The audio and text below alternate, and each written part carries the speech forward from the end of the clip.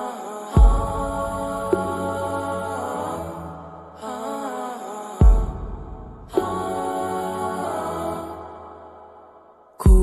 रहती हूँ लहरों में, दूर इस दुनिया के नकली चेहरों से, जो परछाइयों के जैसे गुम हुए भीड़ में। देखा मैंने एक तारा था आसमानों से